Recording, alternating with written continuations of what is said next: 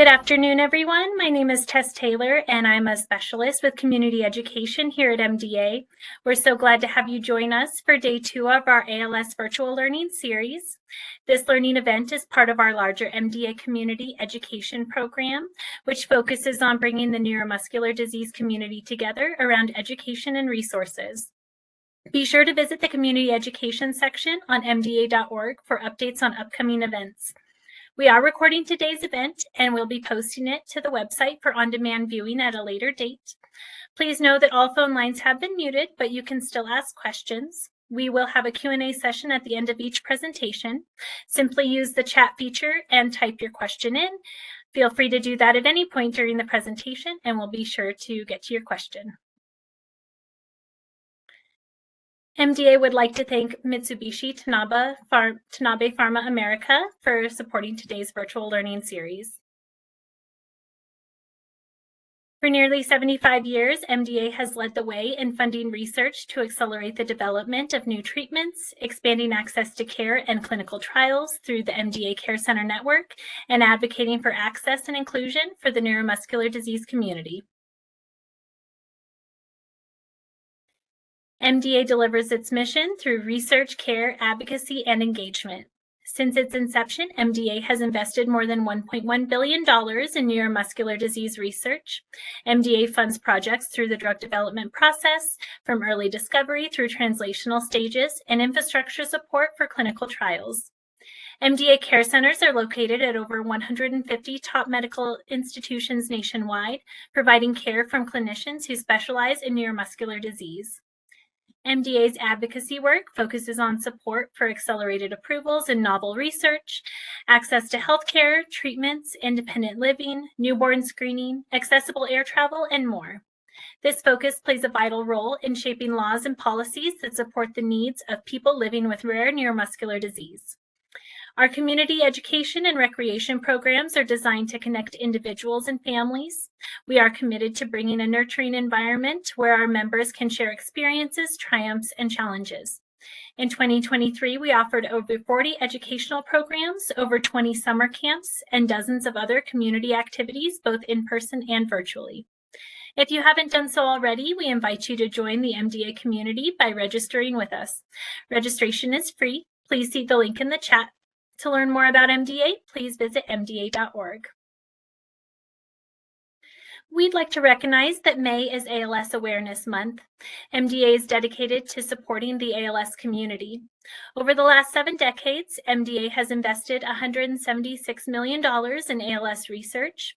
We are currently supporting 28 research grants, and our nationwide network of care centers has 47 ALS-specific centers, providing multidisciplinary care from specialized clinicians.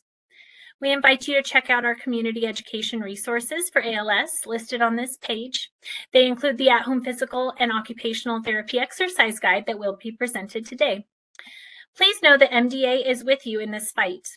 To learn more about MDA's efforts in ALS, please visit mda.org/endals with MDA. MDA Community Education is excited to bring you this great lineup of presenters to give us up-to-date information on ALS. Yesterday, we heard from Dr. Lyle Ostro regarding advances in research and care for ALS. Paul Melmeyer from MDA's advocacy team shared important updates and policies that impact the ALS community. And Sarah Dramstad was also here to discuss nutritional considerations in ALS. If you missed the first day of this webinar, it will be available for on-demand viewing soon, so keep an eye out for the link in your inbox. Now it is my pleasure to introduce today's first speakers, Angela Escalante and Deborah Taylor.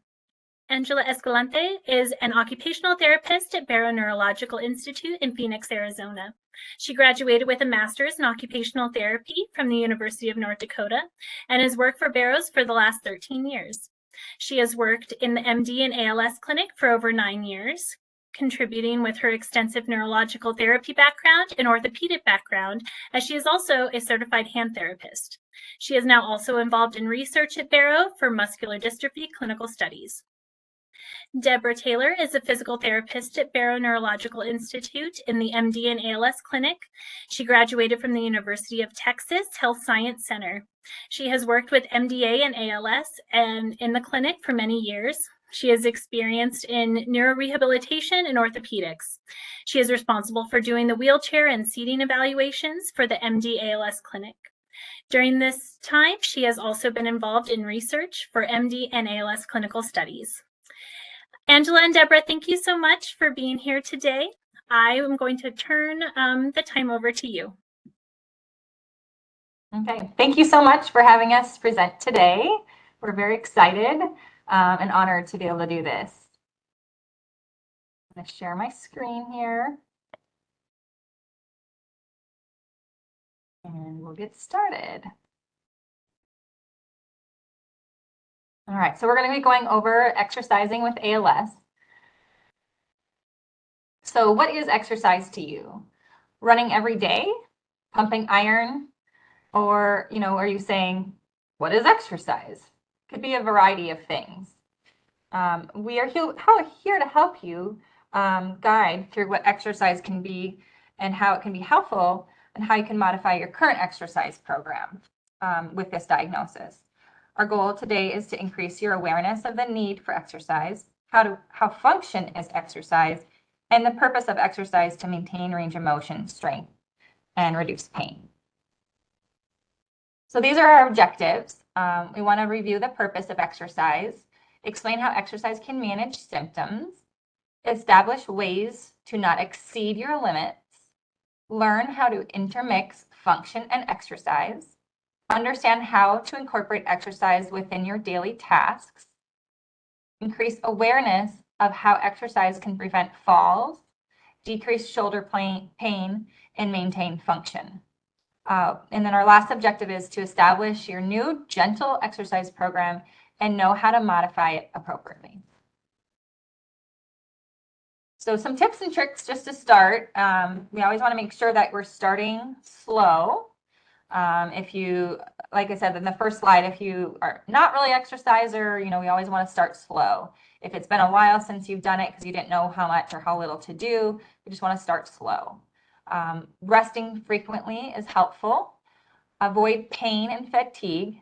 Use your healthcare team is always helpful as you're trying to establish or reinvent your routine. Even after today, if you have questions, please reach out to your care team that knows you individually. And then have fun. One of the research articles that we looked at talked about how improvement of motor function and quality of life with daily exercise, stretching, and resistance exercises is important. So how much is too much? This is a big question for most of our patients. We're always trying to guide them with this. So we want to make sure that if you are modifying your exercise, you want to still be able to have energy for daily tasks. You want to have energy for mobility, walking to the bathroom, getting in and out of bed, on and off a chair, things like that. And we want energy for fun. We really promote quality of life and doing the fun things. If exercise is one of those things, great. But if it's low on your priorities, then we want to make sure that if you are incorporating this, that you still have fun with other things and have energy for that. So our little tip on the side here is if you're feeling extra tired or avoiding activities, think back to what you did in the last few days. So if you did a lot of extra traveling or multiple doctor appointments, if you did some extra walking that day, you can kind of look back and see, how did I overdo it?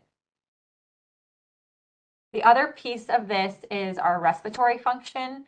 If you're feeling really tired after you do something, pay attention to maybe what your breathing function measurements were when you went to your clinic visit, because that really does have an impact on what you're able to do as far as exercise or activity.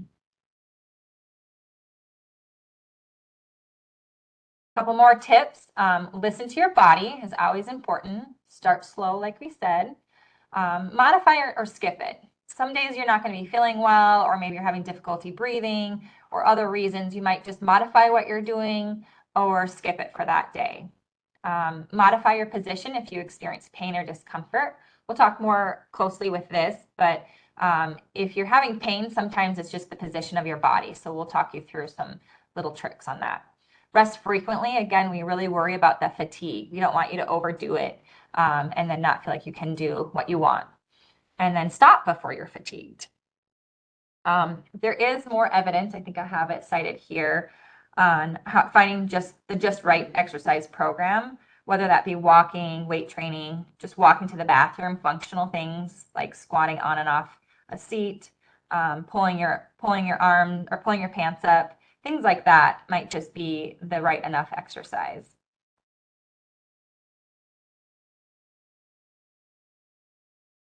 So we always start with good posture. It's important that you have good posture, the best posture you can maintain and do when you do your exercises.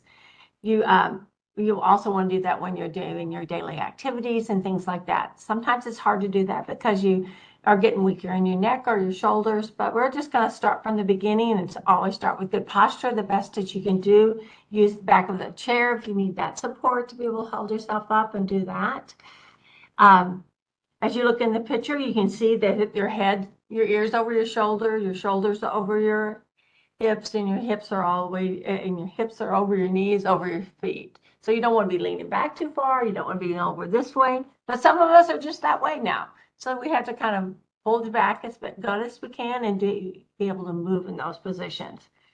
If you have pain when you're doing any of your exercises, sometimes you just have to move from get back in the chair a little bit better or sit up a little bit and trying to change, especially when you're doing your shoulder and your neck range of motions. So reminder, we're going to repeat this posture thing a lot. You're going to start with the best posture and identify the level you can safely complete all the exercises without pain and compensation. So if you're having difficulty holding your head up, then you might do your range of motion exercises when you're laying down for your neck and your shoulders. If you have pain with that, you can do that. Or you can change when you're standing, that you make sure you're standing on your whole foot and that you're keeping your balance.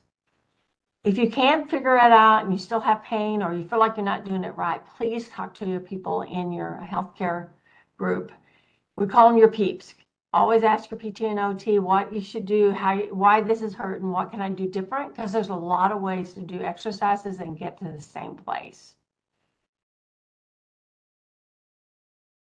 So the biggest question we always ask on the first when we see people in the clinic is, are you falling? And our goal is that you don't fall. That's probably the most important thing. And that will make a difference on what exercises you do and what exercises you don't do. And we'll work on that. So we're going to assume that you're still walking. And if you're still walking and you just are off balance a little bit, we're going to talk about balance. So if you're still walking, work on balance is a real easy place to work on. Because I think when you lose a little bit of strength in your legs or if your arms are weaker, you have a little bit more difficulty finding that good posture and balance. And so these exercises will help you when you are just standing. And first you can work on just you can have a chair in front of you and you can stand on one leg and then you can shift to the other. Because when you get a little afraid of falling, you like both feet on the ground. You don't like the idea of shifting over to one leg and shifting to the other leg. And so the next one we do, they all have the chair in front of you. It's just stand on one leg and then you can do toe taps. Toe taps makes you move a little faster when you take a step and you have to get your weight shifted like you would do when you're walking. You can have a chair in front of you. You can have a wall by you or something to help this chair beside you do your toe taps. And the other thing when people get in trouble is when they are standing and they're reaching above up and that. And so sometimes you just practice that a little bit of balance of leaning forward a little bit and coming back and knowing that you're staying on your whole foot and you're not getting off balance with that movement. And another one is ankle sways. And you can go into a corner of your house and just sit there and go back and forth, kind of like when you rock a baby. But you want it to be happening at your ankles, not your hips. You don't want your hips to go back and forth. You want your ankles. You want to weight shift forward and back like that. And that will help you with your balance. You can go side to side too. And then if your balance is really good and you're feeling good on one leg, you can take the two-way hip kick, and you take your leg straight behind you, or you take it out to the side.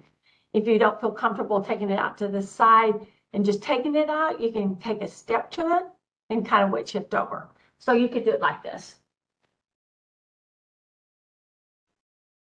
And holding on, and you just take your foot and tap, tap, and tap. And so you get a lot of ankle movement and you're using your hip in your whole body. And the other thing, you can just do standing marches, and that's all weight shift. It also makes you use your hip and your knee. Okay. Oh, I did lateral stepping already, so you saw that one. And the other times, you know, I think we always need to remember that when we go from sit to stand, that's a power move. That takes a lot of energy. So you can practice if your legs are still really strong. Just try without your arms and stand up and then sit down. Or you can use your arms to kind of give you a little bit to stand up and sit down. And when you're doing your sit to stands, you have to remember if your arms are a little bit weaker, then you don't have your arms. And so you have to kind of figure out that balance because your arms will kind of push you a little bit forward and push you back. And so you need to know your legs will help hold you when they're strong enough to do that. Or if your legs are really weak, you tend to use your arms, but you don't want to go straight up like that. You want to lean forward and stand on your legs and use your legs. And the last thing you always have to remember is that if our ankles can work, we use them. And that gastroc and those heel raises will help you be able to push off and gait. It'll help you keep your speed in gait, and it'll keep you having a better gait pattern. So if you're really walking all the time and you're going out for walks all the time and doing different things, you can combine all these little exercises into a dynamic walk. And so your dynamic walk or warm up, you can just walk to 8 to 10 feet and you can go first on your toes and just see how you do. You can go back on your heels. You can march in place. You can take a straight leg, but each time you're getting your balance in between on each leg. So you're making sure that you have your balance and you're in control at all times. And then you take that one time that most people lose their balance is when they take the straight leg raise up. They want to lift too high, then they go crooked, and then they feel like they're off balance. And the last one is a butt kick. So this is kind of like the football players do, but they do it running when they are getting ready to warm up. And so that sometimes will help you be able to have a nice walk and feel like you're have worked all your muscles before you get going. So before we go into neck range of motion and shoulder range of motion, as Deb said, posture is really important for these. So we're going to review this. Make sure when you're sitting in your chair or standing up, you have good posture. So shoulders back and down, chest up, your head in alignment with your shoulders, kind of chin tucked in. You don't want to be in those bad positions. So always throughout the exercises that you're doing, try to come back to that position. That helps prevent any pain from starting in a bad position and then doing these motions.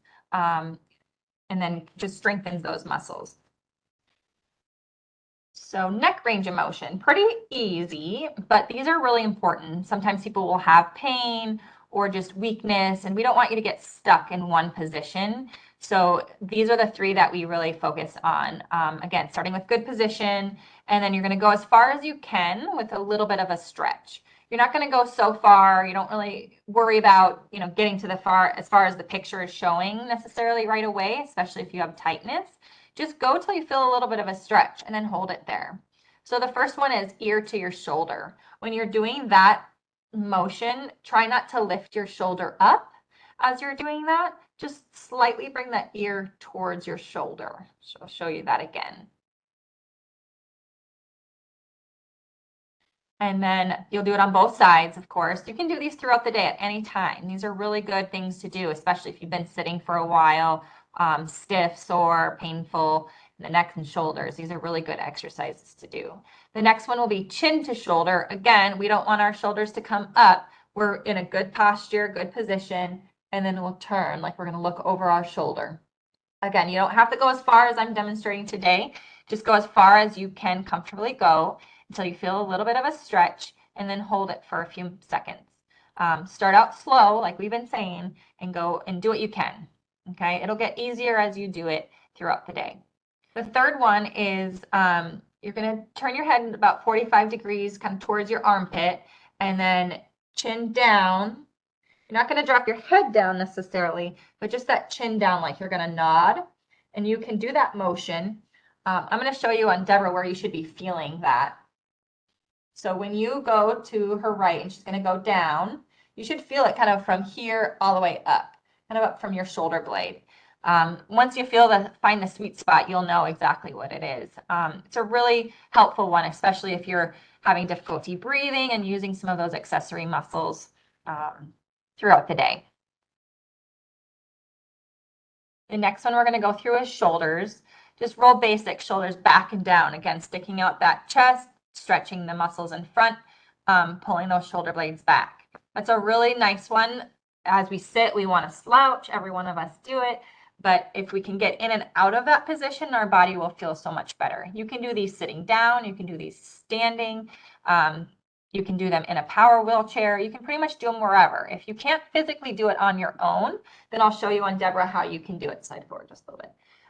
If you're in a chair with a back, scoot all the way back against the backrest. And then you're going to place your hands on front of the shoulder, just kind of like the picture, and you're going to push back.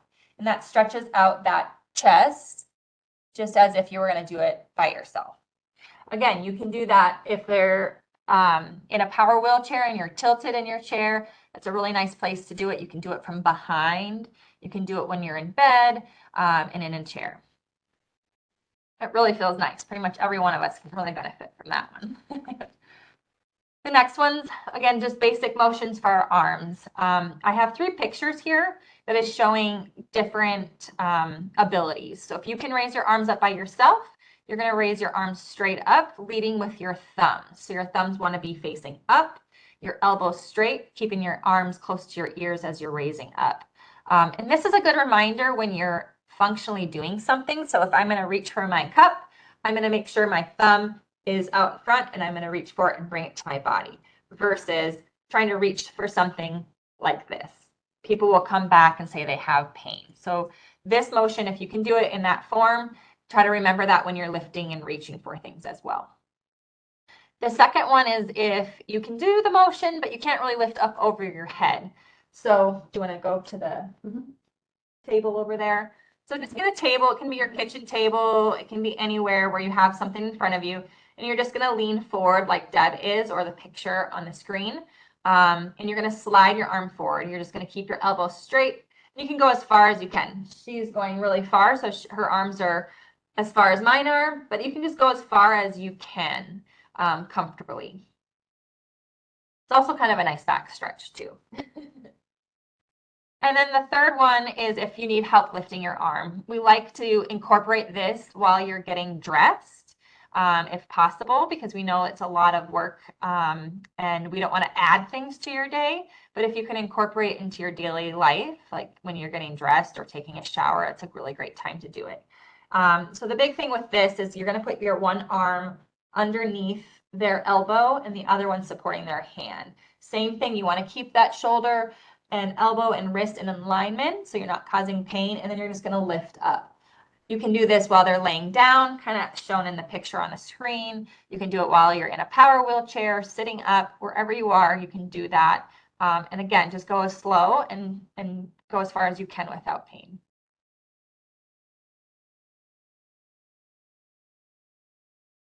So the next one is the motion that also helps with lifting up over your head, believe it or not, but your elbow's going to be tucked at your side and you're going to bring your hands out, okay?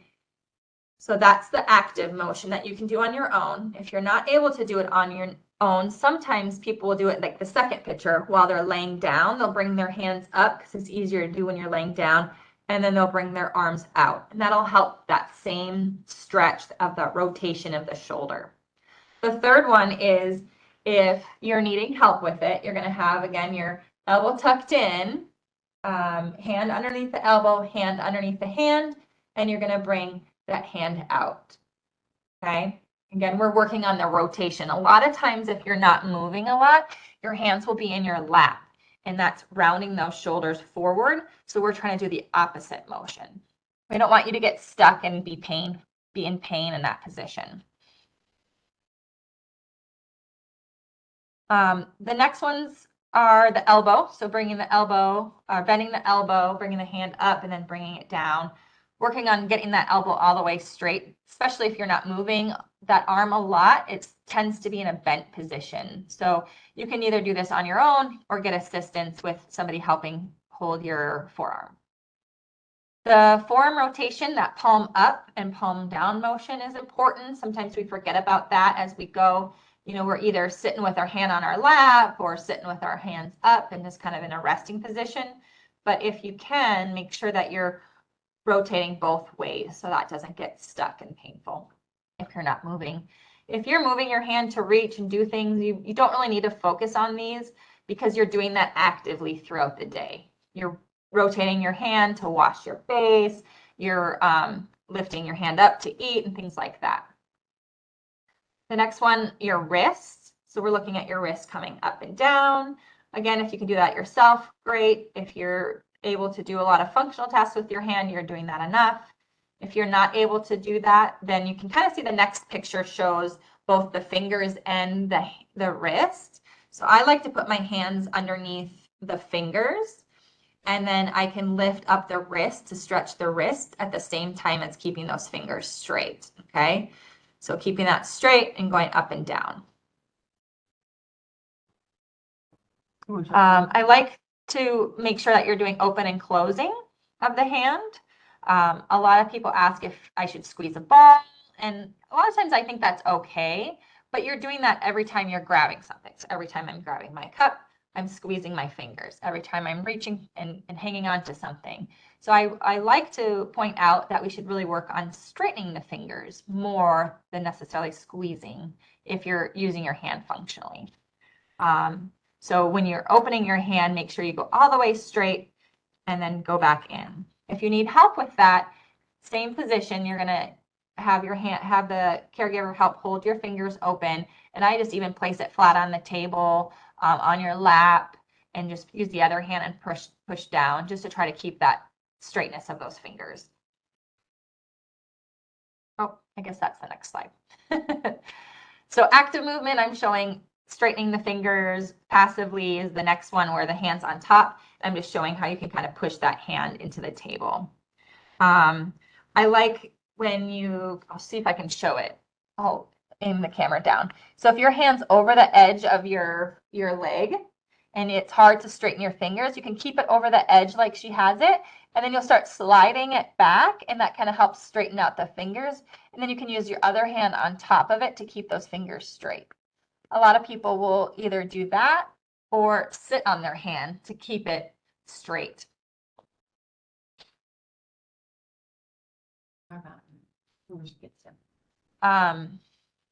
The other thing that some people will ask about are splints in this case. If your hands are really tight and if it's hard to get them open, you can definitely ask your care team about different splints that might be helpful. Did you have something else on stiffness? I'm just thinking of the stiffness of your fingers. If you get where you can't get them straight and that bothers you when you wake up in the morning, there are some different splints that you can use that will be helpful. We were not doing really a splint, but I think you need it on that piece too. Okay, now we're doing lower extremities. Most of the time, if you're still walking and you're still moving and sitting to stand, you don't have to do a lot of stretches to your back. But if you start having back pain or hip pain, then you need to start doing some range of motion to your back and to your hips, because your hips are really close to your back. And so most of the time we do them laying down, but we can show you some sitting up. And if you have, if you find that you hurt and you're even still doing range of motion, then you need to talk to your care team, because often they'll help you with getting an assistive device to give you a little bit more support, so you're not, the weakness in your hips is not causing you pain. Or maybe you're just walking too far and you just need a little bit of support and you need to sit down and rest a little bit more than you did before. And so you shouldn't have to have a whole lot of pain unless you get really stiff and sore. And so our goal is to keep you from getting into that spot. So we always recommend range of motion, equipment, and watching fatigue. So when you look at your back stretches, the first one you can do was on the other one. It was just knee to chest. And it's pretty common where you bring your knee to your chest. It doesn't have to go through your chest. It can go towards your armpit, just so you're stretching out that hip a little bit. And the next one, you just take your knee and cross over. You can, if you're mobile enough, you can put your foot on across your knee, other knee, or you can just go to there. But you want to keep your hip down, that you're stretching your hip, not your back.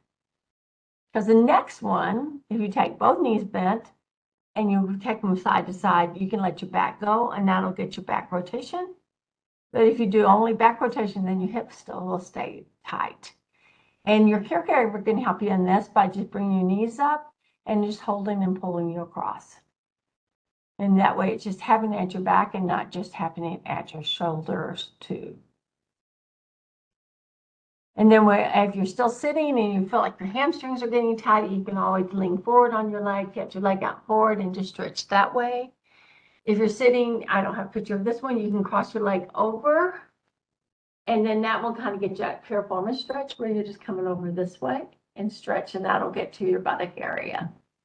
If you're at home and you are in bed a lot more or in your power chair, then sometimes your hamstrings just get tight because, you know, they're attached to where you sit on, and so they get tight. And when they get tight, then you have a little bit more trouble. And so you can have someone hold behind your knee and just lift up. If they're smaller than you, they can put their foot on top of your shoulder and they'll just pull you up. It shouldn't hurt. Everything should not be painful. It should be, after 2 or 3 reps, you should be able to do a little bit more. And you can do that. You can also do the hip rotations and the knee to chest, all in your power wheelchair in that tilted position with a little bit of recline. And you'll be surprised that you can get some range of motion in that. And then again, remember you have ankles, and your ankles go up and down, side to side, circles, circles, and you just need to make sure that they're stretched out. If you're still standing, you can always do a runner stretch, which we've all done before in our past. But also when if your feet are getting tight and your hips are tight, sometimes your feet will want to roll in. And so you need to make sure when you're in your power chair that your feet are flat and that you're getting that force through your whole foot, and don't let yourself get in a bad position with that. And you can use your power chair to help you position you. It's a good intro into power wheelchairs. Great intro. And so when you're doing power wheelchair, it's real important that you see how you're positioned. In the chair that you'll get, a power chair, they're usually group 3 power chairs. They have a head support, they have arm support, they have foot support. They tilt, they recline, and the feet go out. Also, the chair will elevate nowadays. Medicare is now paying for the elevator, which has been great for us. But when you're doing this, you want to make sure that you're supporting your whole back. You want to make sure your bottom's back all the way back. And you want to make sure that your arms are supported well. You don't want your hands hanging over. And you don't want your feet to be going in. You want your feet solid. So you think that's your base of support. Look where your feet are. Make sure your knees are forward. They're not out and wide. Let's see if I can get it wide. They're out wide. You don't want to be in that position. But then you're going to hurt. Your hips are going to hurt. Your knees are going to hurt. Your feet. Put your feet flat. Knees in. Cross. Knees in. So you can use the seating functions to help move your joints. The seating function will help support your weaker areas. And also it will help your swelling. It will help your hands swelling and your ankle swelling. If you can get your feet elevated, get yourself back tilted and a little bit reclined, and then that'll help get rid of some of that swelling. And oftentimes we always think, oh, I'm not ready for a power wheelchair. Why, I can still walk and I can still do this. And we look at that chair as just mobility, just when you're really fatigued. And we don't want you to miss out on doing fun things. So if you have a chair, even if it's a manual chair, to help you get somewhere and you can still enjoy your family and friends and do the activities you like to do, use your mobility, use your equipment to help you to do that. There are people who, when they get in a power wheelchair, look and say, I cannot tilt back because I can't breathe once I go back. Because we know once you get flat and you have difficulty breathing, that's hard. And so take your rest, put your BiPAP on, lean back in your chair and relax, and that should be a good place for you to be. That's a perfect place to do your range of motion when you're tilted back. And if you have breathing problems, you can put that on, and then your caregiver can help with range of motion.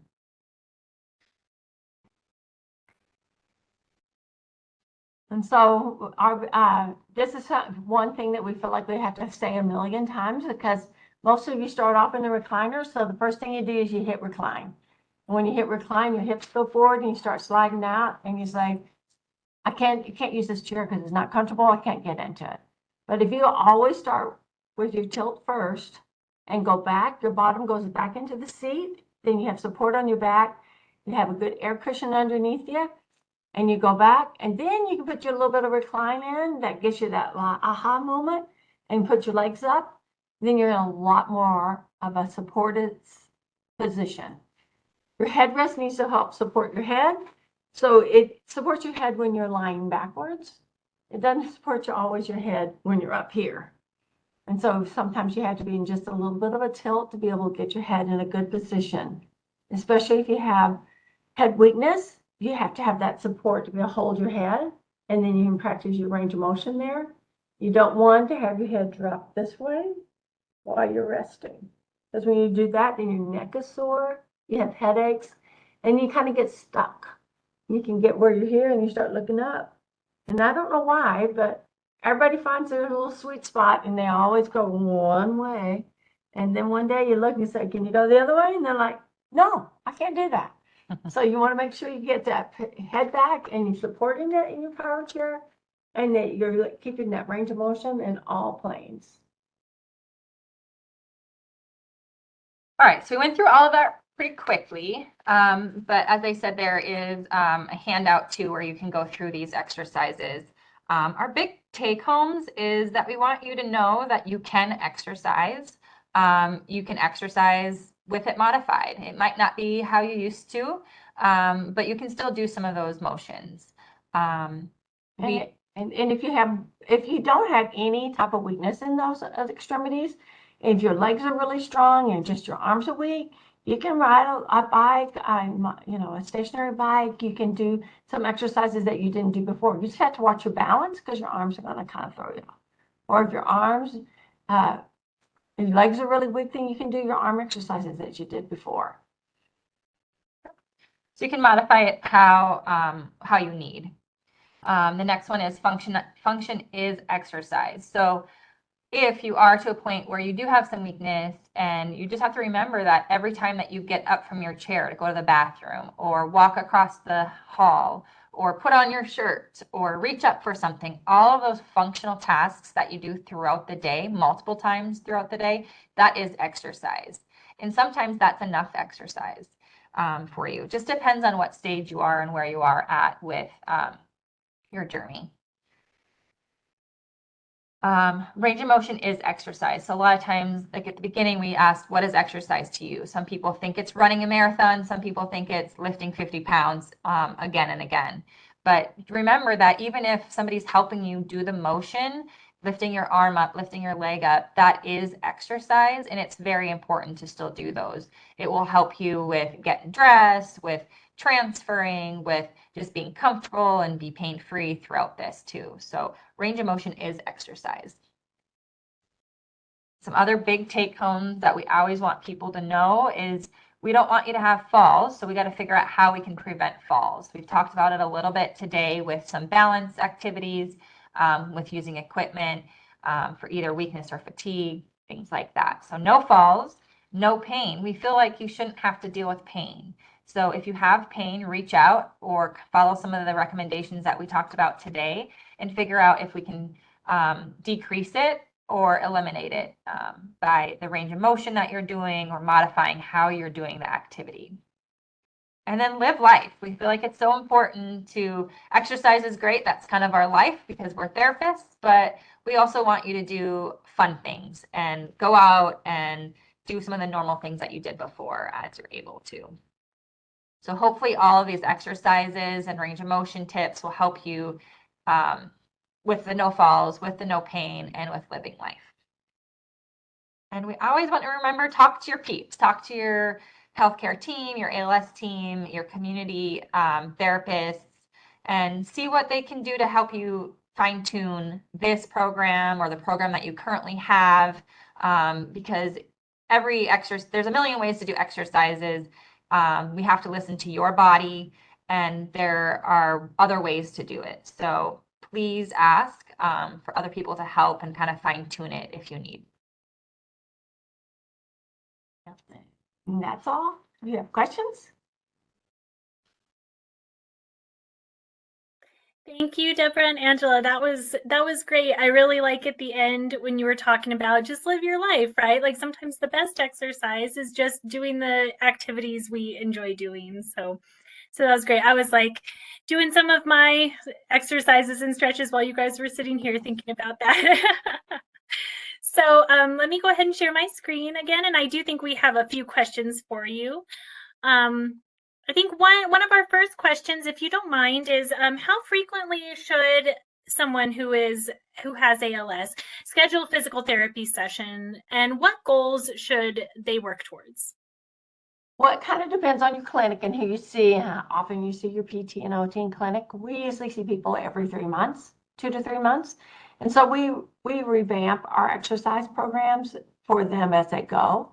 There are some people who have real good relationships with their PTs and they go, but I always kind of advise as you go to therapy, when you have a change in function or you have pain or you just need a little bit of help to kind of get what you want. But you should have a good goal from the therapist that you want to get done at that time. Once you go to PT, unless you really love your PT and that's your big social activity for the week, I can't take that away from anybody, then if they're doing the same exercise every time you come in, you should have a home exercise program and say, you know what, I'll come back and see you in a couple of months and we can revamp and do something different. So it's kind of, I think we send people to OT if they need a splint and their hands are getting really stiff, just to help them get into that better position, or also talk about adaptive equipment that might make things easier for them. But we like to have a goal and a reason. But there are many people who still go to therapy and they'll go once a week for the rest of their lives, or they can talk someone into doing that. And if they can, I don't have a problem with it. Just make sure you use your resources. And it would make me really sad, as I tell everybody, if you have PT 3 times a week and someone asks you out to go to lunch and you say, oh no, I have PT, I would say that is a no-brainer. You should go out with your friends. You should be going to do things versus regulating your life because of your therapy sessions. And another thing to think about is if you're going to therapy and you're just so fatigued afterwards, that might be too much. So whether it's cutting down those sessions from 3 times a week to 1 or 2, that might be a way to do it. Going every other week just kind of depends on the person.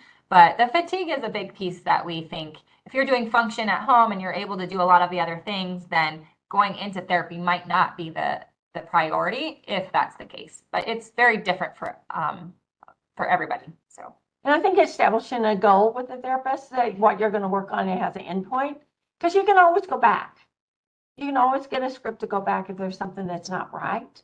And your therapy team within your clinic should be helping you along the way so that you don't get frustrated. I do think when you have a whole lot of spasticity and not just weakness, that oftentimes people go to therapy a little bit more often and need tune-ups a little bit more often, because it just gets to be hard to maintain that range of motion and maintain that weight-bearing sit. So everybody's different. That's why it's really hard to do an exercise program. I have balance exercises and people are sitting there probably in wheelchairs going, yeah, that sounds great, Deborah. But we had to kind of figure out how to make sure that we knew how to do that piece. Yeah, that's great. Thank you. That kind of leads into our next question, which is, how do you monitor changes in a patient's strength and mobility over time, and how does this inform your treatment approach? Well, when we see in clinic, I tend to do things much more functionally than just pure muscle testing, because the docs come in and they muscle test and they do that. And so I look to see how you're standing up. I think I start everyone with, okay, let's stand up. Let's walk down the hall and see what you're doing. And then you can then evaluate whether they need an assisted device, or they'll look and go, well, I can't stand up without my walker. You go, that's right. Let's go. So then you know that they're using the walker, and it's like, well, they heard me. They need to use some equipment and different things. So we do that. Oftentimes we watch how they sit to stand. I'll tell you how strong their arms are, or their legs are, excuse me. Their legs are, because if they can stand up, they've still got some strength there and can do. Or if you see their foot slapping, then you're like, oop, I need to go kind of figure out what we're going to do for that piece of it. And so we tend to be real functional based. And then if we can't figure it out, then we'll muscle test them to figure out why is that happening? And then we'll get information from that piece. Sometimes we use the ALS functional scale as well, especially for mine. It's harder to assess real quickly, but I can ask quickly, are you having changes with your handwriting, or are you having difficulties with feeding yourself and things like that? So just functional tests, asking about functional tasks and changes will help us direct maybe what we're focusing on. Is it more range of motion? Is it going to therapy? Is it using equipment? Or is it modifying your functional activity this way? And I think that once someone is in a power chair, then we probably spend more time reviewing their range of motion exercises, working on the positioning, because all these chairs can be modified. They can have a different armrest, they can have a palmar pad, they can have the thigh guides put in, or they can put a little bit more trunk support and different things that can help you function better in your chair. So it kind of changes as time goes on and what the function is. That answer? Yeah, absolutely. Yes, thank you. Just a few more questions for you, if you don't mind. Can you provide a few simple, and this is a bit of a departure from the exercise, but just curious, we don't have anyone discussing this over our learning series. Can you provide a few simple recommendations for adapting home environments to better accommodate the needs of ALS patients? You want to talk about just equipment into the area, or having home modified, like a home modified? So, well, just if a patient came to you and said, it's a little hard to get around my house right now, what tips would you give them off the top of your head to just kind of support them with these changing ability levels? So I guess the first thing, if they're walking or using a walker, you're going to think about picking up any throw rugs, kind of making wider spaces in the hallways if people have extra chairs or furniture that might be in the way. Just making a clear path, making that easier so you don't get tripped up and cause fall. When you're going into the bedroom, same thing. If there's an easy path to get to the side of the bed where you're going to, clearing that area, making nice wide open spaces. Same thing if the wheelchair is going to go in there. Sometimes you can adjust your positioning of your bed or furniture in there to make it easier to go in and out with a wheelchair, with a Hoyer lift, or just with your walker. As far as equipment, sometimes in the bedroom we use bed rails to make it easier to come on and off the bed or turning. In the bathroom, a lot of times we talk about getting on and off the toilet. If that's difficult, we'll talk about a toilet safety frame or a 3-in-1 commode that sits on top of the toilet. That makes it higher and gives you some arms.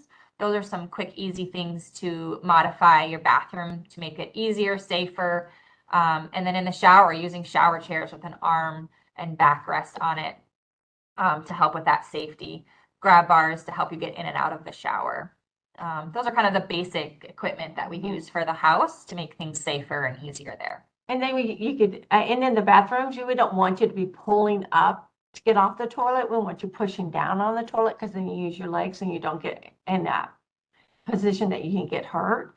And then oftentimes if you need a little ramp, or if you're having difficulty going up the stairs, a ramp works, or we try to make sure you have a rail to use to get up. Arizona doesn't have a whole lot of stairs, but the rest of the world has stairs to get in, so they have to have ramps and get ramps built up to be able to use to walk up, or to use a wheelchair to get in and out of. And then, it's always important to remember you have 2 ways to get out of your house. If you need something to be able to get out the back door or the garage or somewhere, so that you can be safe. And again, I guess we would always tell the fire department we're there, and then we have someone that has a little bit of difficulty getting out, and make sure they look for us, right? Yeah, absolutely. Yes, that's great. Thank you so much. And I think the other thing we didn't say is that, you can use all your electronics to, have someone talk to someone in another room and different things like that if they're in there. And keep your phone by in case something happens, you slip off the bed and you don't have to sit there for 45 minutes. Great, thank you. That was great. Are there any strategies for conserving energy and minimizing fatigue that you could give us? Yep. I talk a lot in the shower to start, like the equipment that we've already talked about is really helpful. So if you can sit down for even portions of your shower, that will help your fatigue. I talk about a light terry cloth robe instead of standing up and drying off, just putting that robe on and then sitting and just kind of letting yourself dry and kind of recover.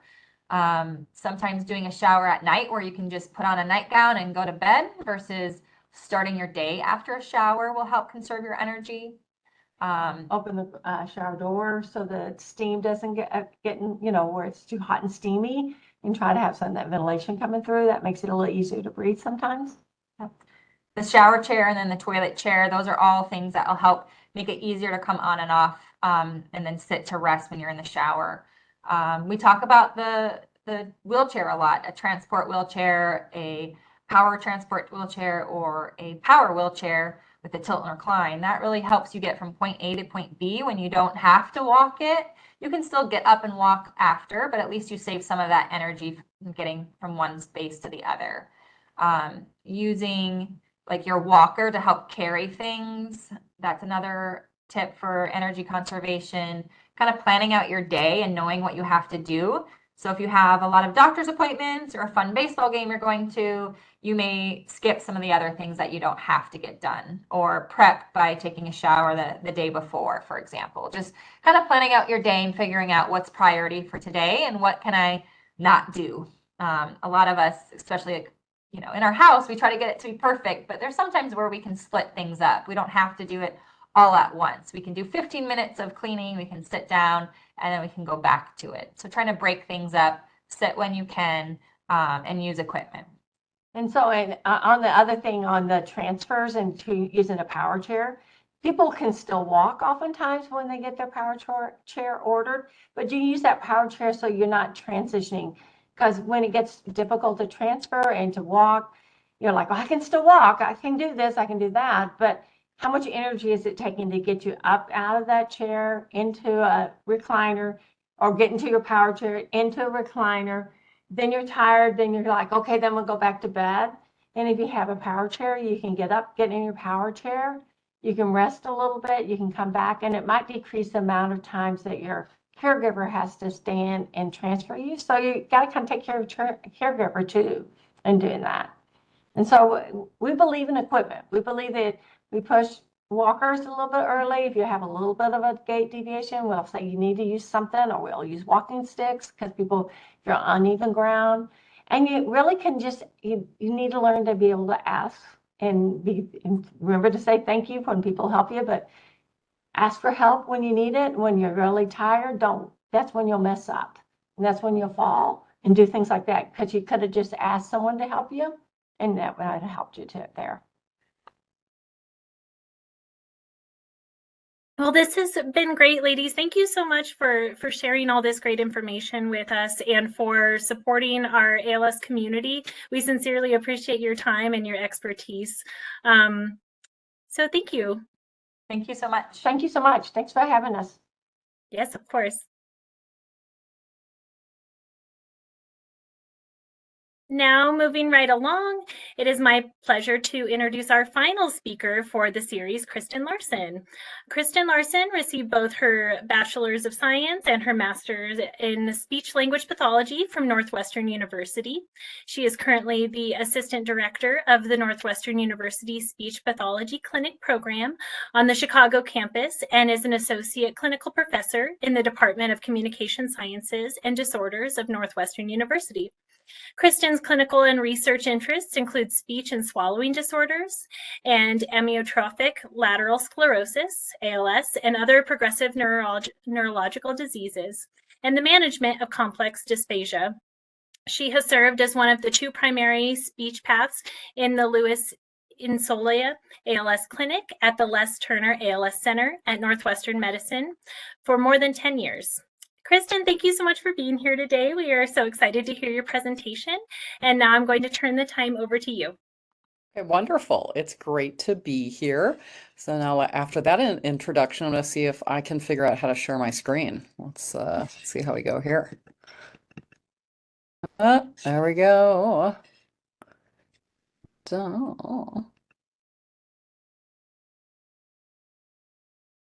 Okay, we good? Yeah, looks great. Thank you. Excellent. Okay, I'm happy to be here talking to everybody about how to manage speech and swallowing problems in ALS. Now, what I kind of want everyone to get out of today is to be able to identify the signs of speech changes in ALS and to describe some compensatory techniques that can help facilitate some improved communication. I also want to talk about swallowing quite a bit so we can identify common swallowing impairments in ALS and talk a little bit about some behavioral interventions that we can use for swallowing impairments to help everyone stay eating what they want to be eating as long as we possibly can and make that safe and enjoyable. We're also going to discuss the role of exercise in managing speech and swallowing problems. Now, if you're like me or many people, two really important things to you are being able to communicate and to be able to eat. These are enjoyable things, these are social things. They're a lot of times they're the things that kind of get us up in the morning. Okay, so we're going to talk about how we can facilitate improvements across these areas. Okay, I'm going to talk a little bit about the basics of speech production. All right, when we think about, speech and swallowing are both things that we just do automatically without a lot of thought behind it. So I want to kind of like unwrap it a little bit so we can think about the fundamentals and how we can change and manipulate these things so that our speech and our swallowing can be more effective. So how do we get speech production? All right, it's going to start with respiration. All right, airflow generated from the lungs. All right, you have to take that big breath in. Now we know that with ALS, sometimes taking that big deep breath in can be a problem. So that's where we're addressing that, kind of from the get-go. So what's next? We take that big breath in. As we exhale that breath, then our vocal cords are going to vibrate, and that is going to produce that lovely phonation. As this vibrated air is now moving through our mouth, our tongue, our jaw, our lips are going to shape these sounds, and that's what we call articulation. So it's going to shape those sounds into words. Now, how that sounds, how those words sound, is going to be impacted by resonance. Right? So the sound is kind of modified to produce that unique vocal quality. Right? And that's the resonance that's slightly unique to everybody. So we're going to talk about these components, how they can be impacted, and what we can do to facilitate improved speech. Now let's first start thinking about early signs of speech involvement. And oftentimes, you, the person with ALS, may not be the first person to notice it. It may be someone else saying like, well, I might have to lean in, ask you to repeat yourself. Something just sounds a little bit off. Oftentimes what we see is a slower speech rate. Speech can be imprecise or slurred. We may have difficulty projecting one's voice or speaking loudly, particularly in background noise. Sometimes we'll notice more of a hoarse, strained, or raspy voice quality. You may also feel like you're running out of breath when you're speaking, or you may start talking kind of quickly to get all the words out before you do run out of breath. We can also notice fatigue with speaking. What's notable is that a lot of these symptoms may fluctuate throughout the day. Some people may start off pretty fresh when they wake up. Speech sounds pretty good. By the end of the day, they may start noticing they're getting a little tired. The speech is getting slower. We're having a little more slurring or imprecise articulation. I'm going to just kind of really briefly talk about, we know that it's a motor neuron disease. So I'm going to talk about the motor neuron pathways involved in speech. Right? Sometimes, we talk about upper motor neurons and lower motor neurons. What we see with upper motor neuron involvement is kind of the spasticity of the bulbar muscles. And the bulbar muscles are essentially the muscles in your mouth, your lips, your tongue. Okay. We can see decreased speed and rate. We can see hyperduction. So those vocal cords are coming together a little bit more when they shouldn't be, when they should be a little bit more relaxed. We can also see some emotional lability. People may cry or laugh inappropriately or excessively. that can interfere with your communication. What these things, show up as in speech is the slower speaking rate, that imprecise articulation or slurring, shorter phrases, sort of what we describe as a strained, strangled vocal quality, hypernasality, so that's the resonance piece. You may talk, when you're talking, it may sound like, either stuffed up or overly nasal. And reduced vocal inflection, okay? When, that the highs and lows that make your voice kind of more interesting. When we think about more of these lower motor neuron pathways, we can see muscle weakness. So atrophy, kind of like real weakness of those muscles in your lips and your tongue. Velopharyngeal incompetency, all right? So that's where your soft palate kind of closes off when you're talking and swallowing. Sometimes we may see a little weakness in that muscle. That can lead to that hypernasality. Decreased strength and force of your articulators. Your lips and your tongue may not be moving to where they need to get to with the amplitude or strength that they need to. You can see something that's called fasciculations. So like these little kind of like, kind of talk about like a bag of worms sort of movements just under the surface of the tongue. So some little like writhing sort of movements. We can see a decreased or absent gag reflex and reduced movement of your vocal cords. That can lead to this slow, imprecise articulation, the need to kind of speak in shorter phrases. We talked about hypernasality, or even what we call nasal air emission, where you can actually kind of hear some airflow coming out your nose as you're speaking. We can hear this sort of breathy, hoarse vocal quality. We call hypophonia, or just a softer voice, that difficulty projecting. And again, that reduced vocal inflection.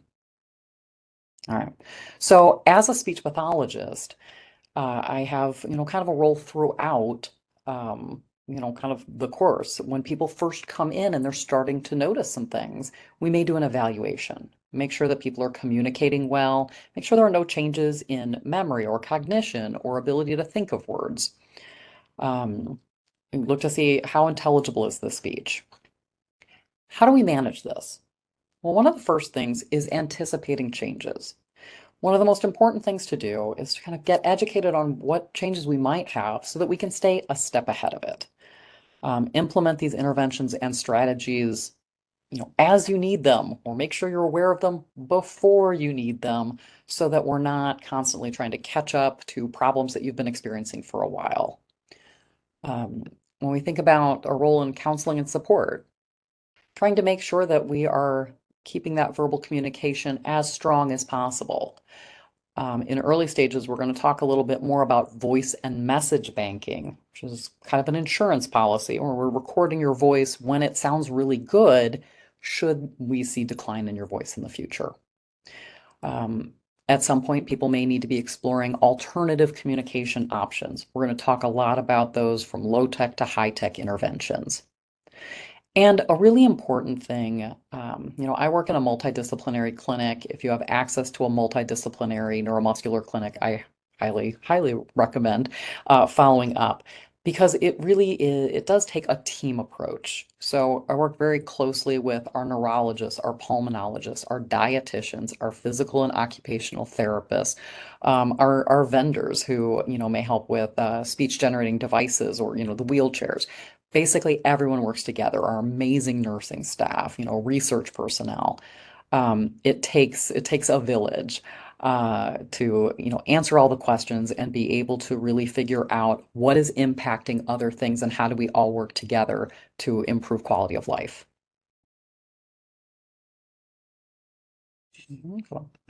There we go. Okay, so when we do a speech evaluation, I'm just going to kind of really quickly go through this. We want to hear about what are your complaints? What are you noticing? How are you currently communicating? Is that effective? Do you notice that, oh, when I try to be really understandable, I need to slow down and try to talk louder? We need to turn off the TV and they need to look right at my mouth when I'm talking.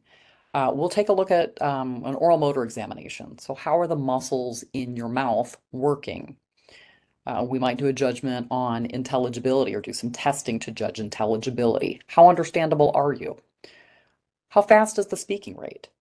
So that's something we can calculate really quickly by having someone speak and then doing a calculation on the words per minute. And then immediately we want to react to what you're telling us and talk about what are some compensations or strategies that we can implement right away. One of the earliest things we want to do is talk about voice and message banking. Now, voice and message banking, again, is the process of recording your voice. It is very important to start early before the speech intelligibility deteriorates too much to really get a good recording. You may have to work harder to get clear recordings if we're already starting to notice too much change. There are so many programs that are out there right now that are available for people with ALS. The gist of it is speech is recorded and then stored away on a platform until you may need to have it uploaded to a speech generating device. So that's that abbreviation SGD. We can also match your voice to similar voices in a voice bank. So, let's say the voice had declined a little bit too much to really be strong for recordings. There are several platforms that have banks of voices that are already pre-recorded that you can kind of, pick and choose and see if that sounds like you. Another thing to keep in mind is that if you have a family member who has a voice that's very similar to yours, that person can make recordings on your behalf as well if your voice is not strong enough to get through the whole process. Luckily, over the years, that process is getting so much easier. There's a variable cost to the different platforms, but there is funding available. I'm going to talk about some of the funding that is available and the platforms that it supports.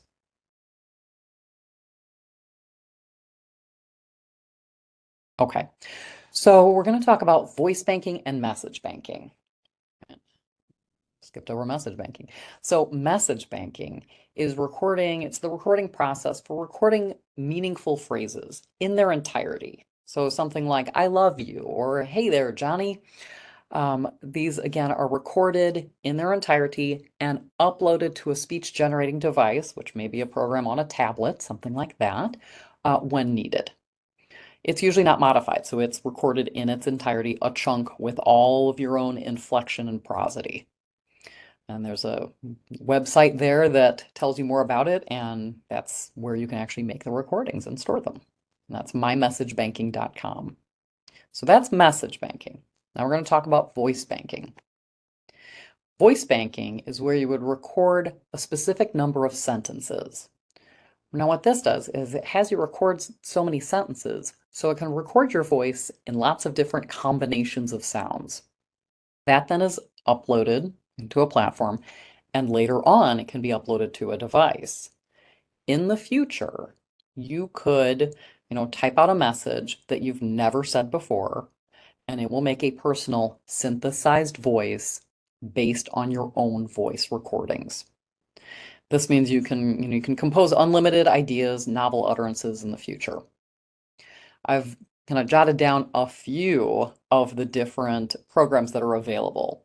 Acapella My Own Voice, Model Talker, Project Revoice, Vocal ID, The Voice Keeper, Speak Unique.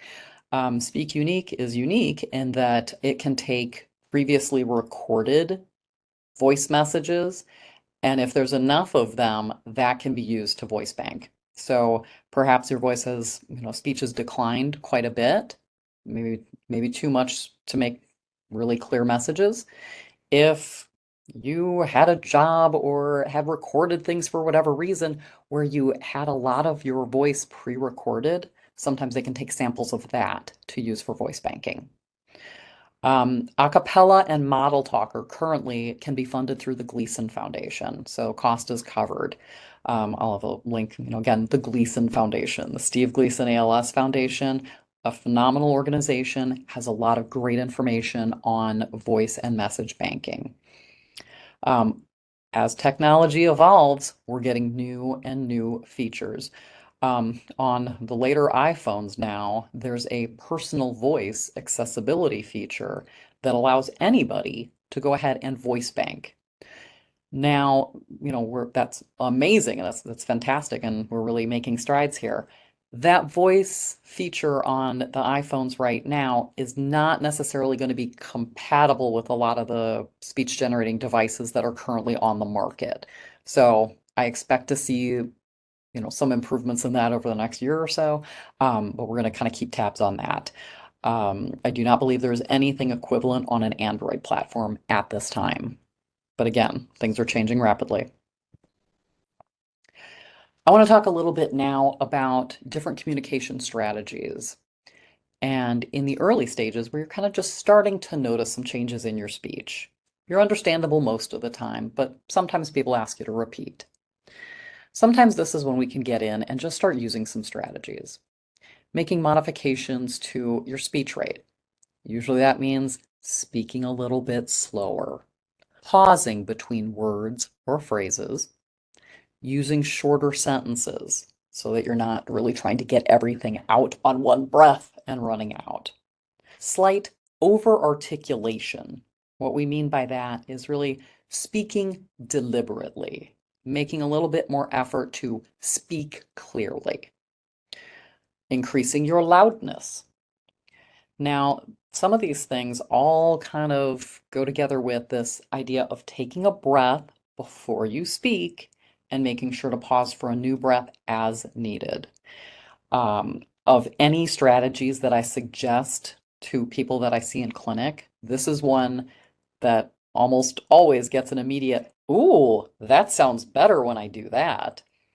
That idea of big breath in, talk on the breath. All right, your breath is the fuel for your speech. Start with a full tank.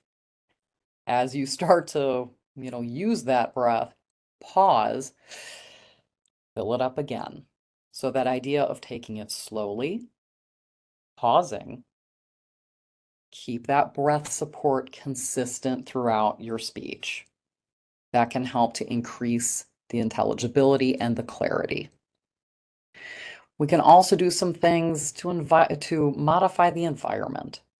When you're talking, try not to be talking in a really loud environment, right? If you're having a conversation, we're turning the radio off, turn the TV off.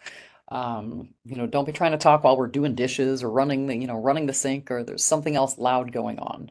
Try to be looking face to face. There's so much information that we get when we look at someone's mouth as they're speaking.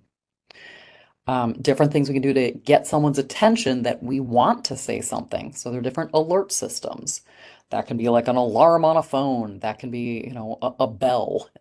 There's a lot of different things that people get creative with to use as an alert so that you can, have someone who's in the other room know, oh, I need to talk to them. They're going to come in, do that face to face. So we're not shouting into a different room, making communication much more difficult than it really needs to be. And again, this is where working together with your entire care team is really important. We want to be able to maximize that respiratory support and make sure that we're clearing the airway. So this may be using some different devices that may be recommended by, say, your pulmonologist, whether that's, some non-invasive ventilation, a cough assist machine, things that are going to help keep this airway open and keep your breath nice and strong. Now, we may get to a point where you need a little bit more help to get your message across. There are some very just low-tech, easy interventions that we can implement. One, as in this picture over here, is just a little write-on board. Sometimes they call them a boogie board. That's something that you can just keep with you so you're not necessarily going through notebooks full of paper, to have a conversation. You can write a message down, have someone read it, and then press a button, it erases, you can keep going. Sometimes a very simple alphabet board can be really useful. You may be still, talking, but people might have some difficulty understanding what you're saying. If you're able to, even just being able to point to the first letter in the word that you're saying can help, your communication partner to be able to better understand. You can also spell out entire words and sentences using an alphabet board. Alphabet boards can be used by, the individual by pointing. Sometimes if finger pointing's not good, but you can grasp something, we can use like a stylus. Or we can use partner-assisted communication. Now, partner-assisted communication board use would involve the speaker and then the communication partner looking, standing across from each other or sitting across from each other, and you're each looking at the same communication board. And you may say, if you're unable to point to something, your partner's going to say, okay, let's spell out this word. Is the first letter in the first line? Second line? Okay, is it an E? Is it an F? Yeah, it's an F. So on and so forth, keep going. And you can spell out messages that way. You can have communication boards that can be customizable to things that you would be communicating on a regular basis. You can build communication books with pages of these customizable, pictures or words, whatever's relevant and easiest. There's something that's called an E-Tran board. That's what's in this picture here, where you'd hold it up and it really just takes eye gaze. You'd look to one of these quadrants, and the person standing across from you can see your face right through that window in the middle and knows that, oh, you're looking at that first one. Okay, and then you can use it either by saying the letters or the colors, and that's going to get you to that letter. And we can spell out. Seems a little tedious at first, but I have seen people use this type of communication system very speedily. So a lot of these things take practice, but some people can use them incredibly efficiently. When we get to this sort of like mid-level tech, we're talking about things like amplification devices. You can speak and your speech may be pretty darn intelligible. It's just hard for someone to hear you from farther away. That's where like a little personal amplification system, it's got a speaker, maybe a little headset mic, that can help you to, number one, not have to use so much energy when you're speaking, but also just be much more easily understandable. We have text-to-speech apps that are available on phones or tablets, and there is a myriad of available options, and there's new ones every day. Some of the ones we use a lot would be Speech Assistant, AAC, Talk to Me. Just every phone or tablet has text-to-speech options that are available. Kind of the flip side of that. So oftentimes people will have trouble speaking intelligibly, but on the other side, and then we use where they type something out and it produces speech. The flip side of that is someone who can speak very well, but maybe does not have great manual dexterity, so cannot type or use a computer, or operate other things within the home. That's where we go to speech to text. Something that's been around for a while is software called Dragon, naturally speaking. That's one of the more common ones, where someone would simply dictate and it would type the message out. So you can also use speech to text for computer access, writing emails. There are so many different voice-activated platforms nowadays, from, Hey Siri, which usually turns my phone on, to the Alexa, the Google Home Assistant, all of the different things that you can, use smart light bulbs, hook it up to your TV. So there are a lot of different things that you can use.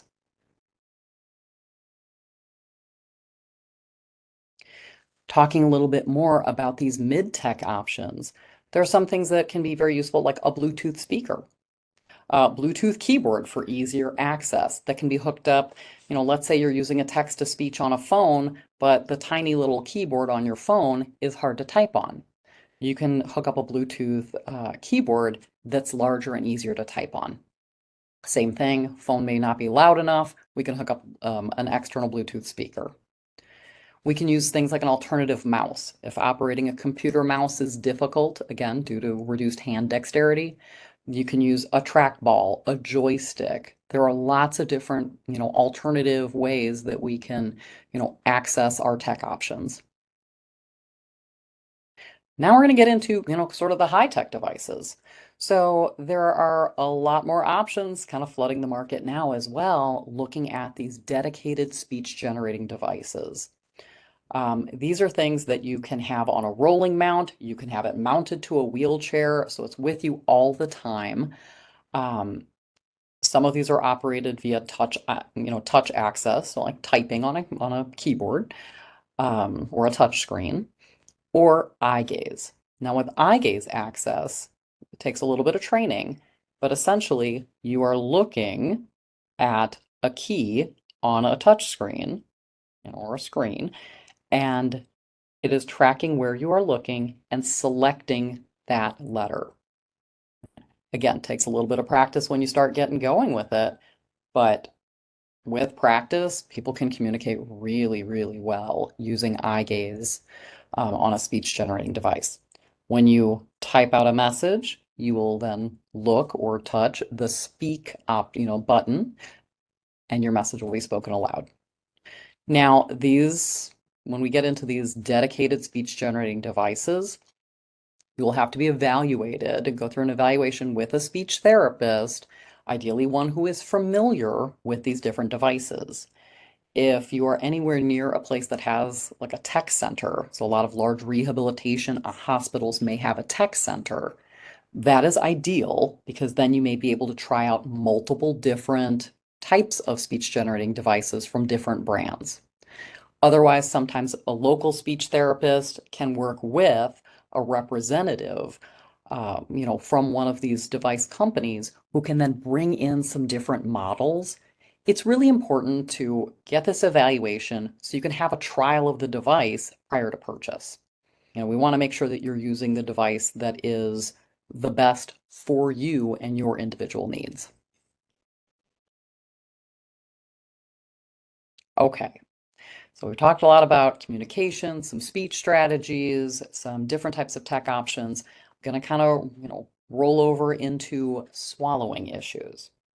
Now, eating and drinking should be a very pleasurable experience. It is highly social.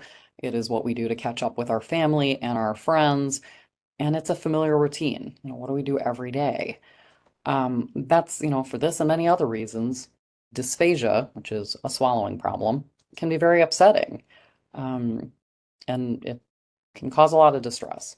So we want to be able to, educate on what is swallowing, what are the phases of swallowing, where are you having trouble, so that we can try to modify and manipulate and use some techniques so that you can be eating as well as possible with as wide a variety of foods and liquids as possible for as long as we can support it with these muscles. When we talk about swallowing stages, there's essentially 4 stages to swallowing. I first talk about the oral preparatory stage. That's going to involve when you take something to drink, you bring it up to your mouth, you're going to close your lips, and they need to seal really carefully so that things aren't dribbling out. You then close your mouth, you've got tension in your cheeks here. Your tongue is going to form that liquid or food into a little ball and then move it back. If that's liquid or something like a puree pudding type consistency. If it is a more solid food, then we're also introducing the biting and chewing. Now, chewing, we think of it as being our teeth. Chewing is heavily involving our tongue movement. So when we get to the point where we might be having some difficulty or some weakness in the tongue, it's going to be hard to keep moving food back and forth to our teeth to chew it adequately. And this is what we do to prep the food into what we call a bolus or a little blob that we then send back to swallow. That ability to move that food bolus or liquid bolus from the front of our mouth through to the back of our mouth, that's the oral phase. Now, once something gets from your mouth and you purposefully send it back to swallow it and it's going to get into your throat, the muscles in the throat kind of take over, right? Typically what happens is once you initiate that swallow, little sensory receptors in the back of your throat send a message to your brain to say there's some food coming. Brain sends a message back to the muscles in your throat to say, okay, we got to close that airway tightly so it's protected. We've got to, move all these muscles so that we stretch open our esophagus to let the food or liquid down. And all of the muscles in the back of the throat need to squeeze in a very specific pattern to get everything to go down well. This is a very complex process that we really don't think about unless there's a problem with it. Once we move that food through our throat, it enters our esophagus, and the esophageal muscles take over and move it down towards our stomach. Now, when we're going to talk to you about what's going on with your swallowing. We're going to find out, first of all, what are you eating and drinking? How is it going? Okay. Are there any foods that you find really difficult? Are there foods that you have to avoid because, nope, there's no way I could eat a steak?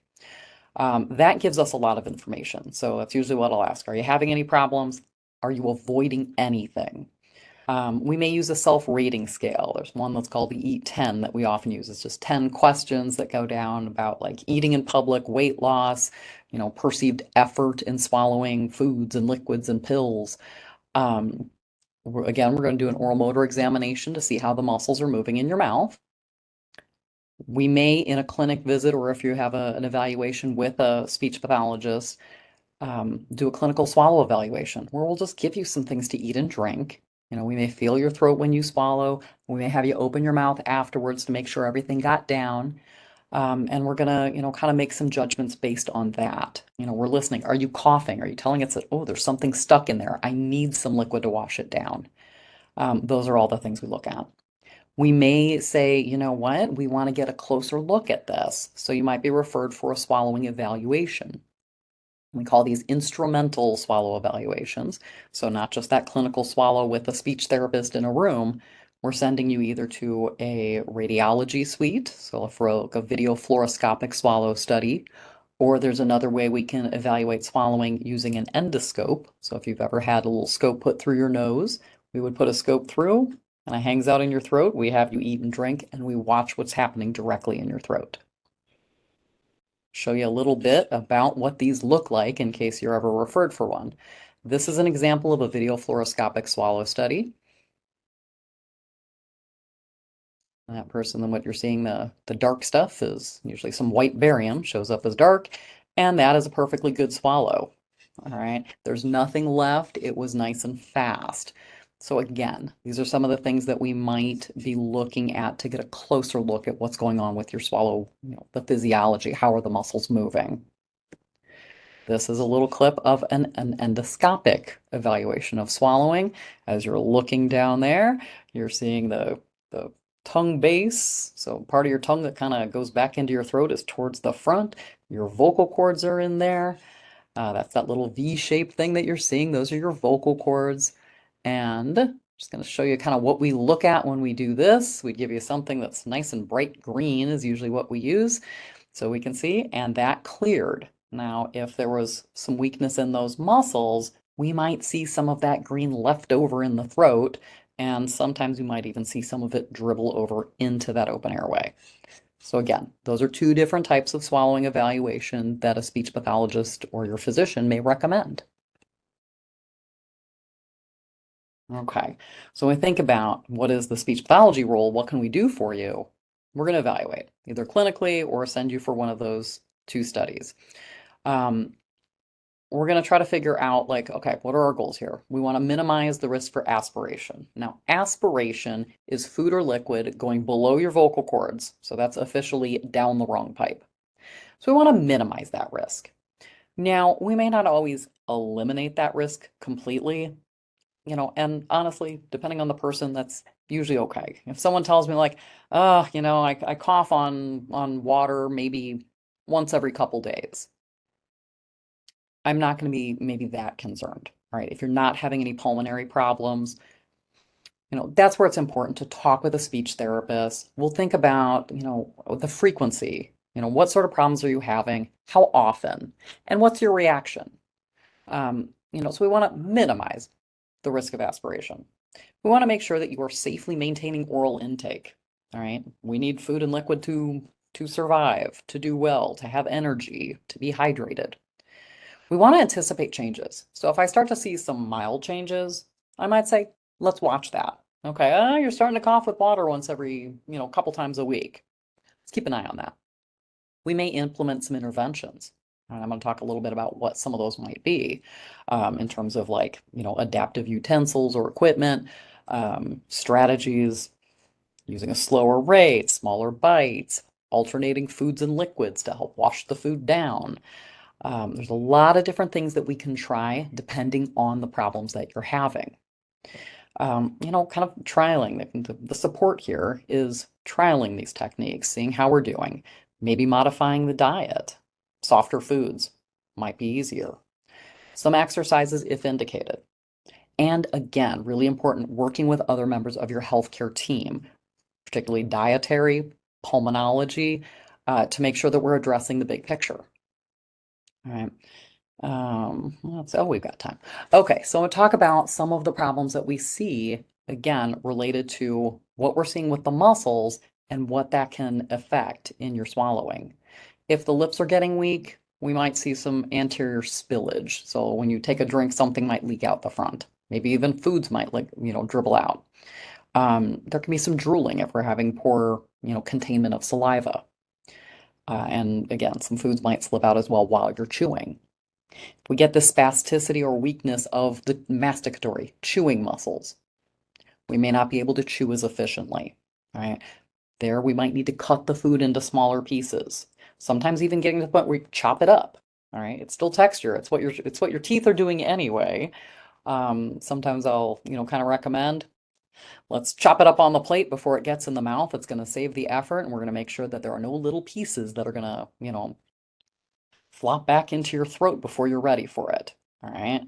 That's something we always want to be really, really careful about, because I don't think any one of you wants to have the Heimlich done on them. And I guarantee your family and your caregivers do not want to be doing the Heimlich on you. So trying to be really careful and using strategies, modifying those textures can really help to maintain safety of swallow function.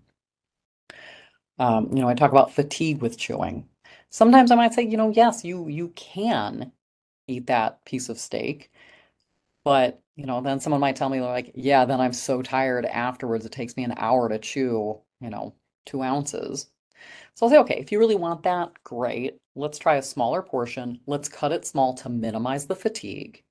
And then I was kind of looking at it holistically. Look at all the food on your plate. You might have that one challenging item. Then we're eating it with the mashed potatoes on the side, all right? Or the, steamed broccoli that's pretty soft. So just kind of looking at that, I want everyone to enjoy the food that they enjoy eating, but let's look at how we can modify things a little bit to make it safer, and in the long run, oftentimes more enjoyable if you actually have the energy to get through the meal and eat the foods that you like. This tongue atrophy, weakness in the tongue muscle. Sometimes if your tongue is weak, it can be hard to move it around. You might get food sticking in the sides of your cheeks. You might get food sticking to the roof of your mouth, particularly things like, bread, soft bread, it tends to gum up. One thing that's kind of a little tip, seems almost counterintuitive that you would think softer bread would be better. Slightly toasted bread is usually easier for people to chew and pull apart than something that's real soft and might gum up. Right. But when we have this poor oral control, we're not controlling the food well in our mouth. Again, sometimes it can spill out the front, sometimes it can spill back faster than you're ready for it. So we want to be really careful with that. You may swallow, and a lot of the food's still in your mouth. We call that oral residue. All right. And it just may take longer to get that food back. All right, make sure we got this. Sometimes people are using their finger to grab the food that's kind of stuck. So different ways that we can manipulate this, but a lot of times it's, being very careful, slowing down your rate of eating so that we are very careful, and sometimes just modifying the texture and making the foods a little bit smaller, easier to manage. Sometimes we'll have this, we talked before about how if the soft palate is not, is getting a little bit weak and not sealing off completely, we can get the nasal voice quality. Sometimes what that can, the swallowing correlate of that is if you're drinking and that's not closing off, sometimes you might get a little bit going up your nose. So again, we notice this at times too. Oftentimes we can make that a little bit better by just being really careful, taking slightly smaller sips, trying not to swallow with a ton of effort.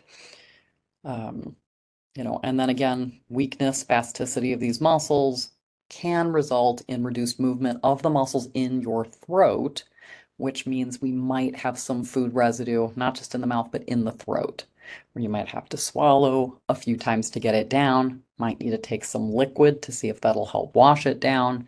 So that can result in food getting stuck. We don't want anything going down the wrong pipe. So these are things that we watch really carefully.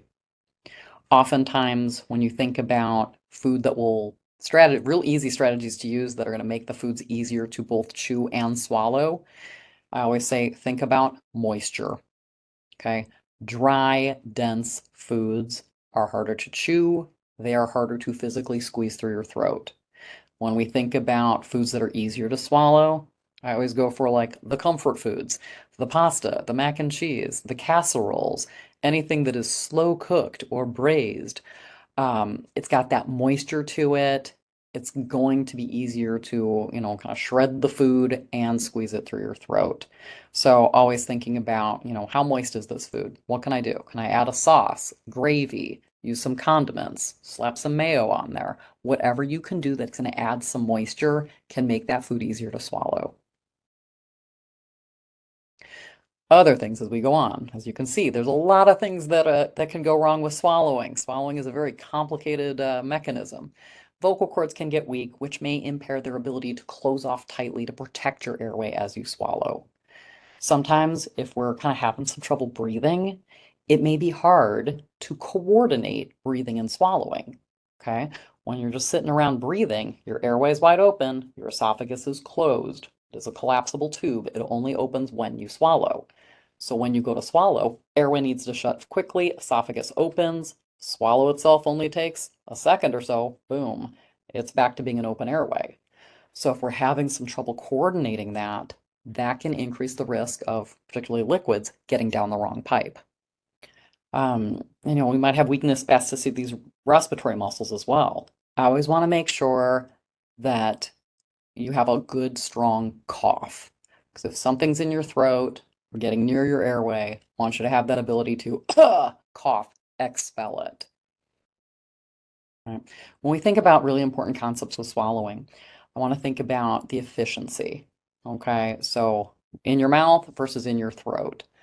How quickly are we getting this down? Is it taking a really long time? Are we swallowing 3 to 4 times for one bite to fully clear it? Nutritionally, how long is it taking you to get in the calories that you need? I know in the series they had dietitians, talk as well. So I'm sure they addressed that there's, kind of like this hypermetabolic state. So you may need more calories to sustain function than you did before. So that's where we look at like weight loss, and people say, well, I'm still eating the same amount. Sometimes we need to eat more and get more kind of nutrient dense calories in. So that's kind of the efficiency part. Is it taking so long to get all the calories? Do you feel like you're just eating all day long to support your nutritional status? Safety. Do we have, called laryngeal penetration? It's starting to get down the wrong pipe. Aspiration. It's down the wrong pipe. What's your response to that? Do you feel it? Because oftentimes people may have something get down the wrong pipe and they may not react to it. So we want to see, like, are you reacting? Do you feel like, oh, there's something there? I'm going to cough till it's gone. I'm going to keep swallowing until I feel it's clearing. And is that cough effective? We can see lots of different problems. It's not usually just one. It can be a few different things going on. So that's why it takes careful assessment and use of strategies. Some things we can do to maintain hydration if there is a swallowing problem. Be careful with thin liquids. Okay, they're typically one of the riskiest things. If someone's going to have a problem, oftentimes thin liquids are the first thing that they notice. Sometimes tucking your chin can put your airway in a slightly more protected position, so that can help. Does not work for everybody. Depends on everyone's individual sort of physiology and anatomy in their throat, but oftentimes it can be effective. So small sips, tuck that chin a little bit. Sometimes using different things. I'm going to show you a picture in a sec. There can be cups that have like spouts on them, double-handled cups that can be easier. Using a straw, sometimes a wider straw can be easier. Sometimes we have to think about a shorter straw. So sometimes it can be hard to suck all the way through a long straw. Take a pair of scissors, use a shorter glass. You might be able to get a better lip seal and more effectively drink. For those who have difficulty using their hands, a straw can be oftentimes good because it still gives you control. If somebody is trying to feed you with a cup, it's a little awkward to have somebody pouring a cup in. Whereas if someone holds up a cup with a straw, you're more in control. So oftentimes I actually can prefer straws in many ways because it can be easier. Can also help if you're having issues with lip seal, whereas drinking from a cup may cause dribbling. Drinking from a straw, you may get a better seal. Using naturally thicker liquids, like those yogurt drinks, kefir, fruit nectars, smoothies, milkshakes. There's a lot of liquids out there that are naturally thicker. If you don't like those, you really just want water or something else, thickening products, there are powders or gels that you can add to any liquid to increase viscosity. So typically made with either a modified vegetable starch or something called xanthan gum. The xanthan gum thickeners tend to be more clear when you stir them into water. It's not as cloudy. And depending on the product, I always say try a few different ones. There's different ones out there. Personally, I've always preferred like the ones that use the xanthan gum are my favorites. And then sometimes, a feeding tube, a G tube can be a good way to get supplemental hydration. Say you're still eating, but those thin liquids like water are really starting to give you trouble. That can be a way that you can continue to eat while maintaining hydration supplementally through a tube. Just an example of some different cups, longer straws, spout bottles, double-handed cups. First one's a nosy cup, so you can really get it up to your face. One thing I will caution, all right, if you're drinking and you're drinking that out of a water bottle and it's that last little sip, oftentimes we go like this. Do not swallow with your head in an extended position. Just as I said, the chin tuck can help protect. This can put your throat or your airway in a little bit more of a vulnerable position. So try to avoid drinking with the head extended backwards, okay? And take it slow. Okay. Again, what do we do with solid foods then? Make sure it's a good consistency. All right. If you're having trouble chewing, if we're really not getting a lot of tongue movement, trying to eat a big chunk of steak is probably not the best idea. I want you to think about like cutting foods into very small pieces. Sometimes those, it doesn't need to be put in a food processor or blended necessarily. They have those little like food choppers. They have those manual food choppers. Those can be a real quick, easy way to get food into smaller pieces. Using strategies of alternating foods and liquids can be helpful. Sometimes just kind of, being really mindful and giving a little extra squeeze as you're swallowing can help get those muscles moving, as best as possible. And if you feel something left over, sometimes you might need to swallow a couple times per bite to get it down. If you find that you're fatigued over the course of a meal, smaller, more frequent meals throughout the day can be really helpful. Adding in those snacks, drinking an Ensure midday. There's a lot of different things you can do. If someone is feeding you, if you're unable to feed yourself, make sure that you are giving them the instructions that you need to. If they're going too fast, don't try to keep up. Tell them to slow down. We do not want to decrease the safety of your swallowing to increase, the speed at which you can eat a meal. It's a trade-off. It's not worth it. All right, so take your time and make sure that whoever is feeding you knows, I got to finish this bite first before you give me another one. So it's really important to advocate for yourself there as well. Really important to get dental care and maintain good oral hygiene. Okay, one of the bigger risks of when we talk about aspiration is getting an aspiration pneumonia. All right, so it's a bacterial pneumonia because there can be bacteria in material that goes down the wrong way. Even something like water, which we think of as pretty harmless, if it passes through your mouth, we all have lots of bacteria in our mouths, and then that's aspirated, that's bacteria in the lungs. So maintaining really good oral hygiene. What does that mean? Brush at least twice a day. All right, really make an effort to do that. Oftentimes, electric toothbrushes can be, better, easier, and get you a better clean, especially if you require someone's help to brush your teeth. Electric toothbrushes are so much easier. If you have a gag response, you can try like desensitizing that by like just doing the front and then gradually try to get towards the back. Brush your tongue as well, because we get a lot of bacteria that gathers on our tongue. And there's some other like antibacterial toothpaste that can be useful as well. Kind of talked about adaptive equipment. I think that's, getting more into the realm of our occupational therapy colleagues here, but there's lots of different things that they can offer that help improve the safety and efficiency of swallowing as well, through making eating easier. Okay, I'm going to talk really quickly. I know we're running out of time. What are exercises that I can do? Okay, so when we talk about, these neuromuscular diseases, and especially in terms of speech and swallowing, there's not a ton of phenomenal research data out there, but there is some. There is evidence that certain types of exercises can help maintain function and prevent some of this like disuse atrophy. So that means just muscle weakness, and you're not really doing anything about it. For the most benefit, exercise should be started fairly early in the course of the disease. We want to make sure that expectations are clear. All right, exercise is not going to reverse muscle weakness. If we're already seeing atrophy, sometimes that's like scalloping in the tongue, or just where your tongue just doesn't look the same as it did before, the tone is a little off. So it's not going to reverse that. And it's not going to stop progression. But the good thing there is we may be able to maintain better function longer. And that's a good goal to have.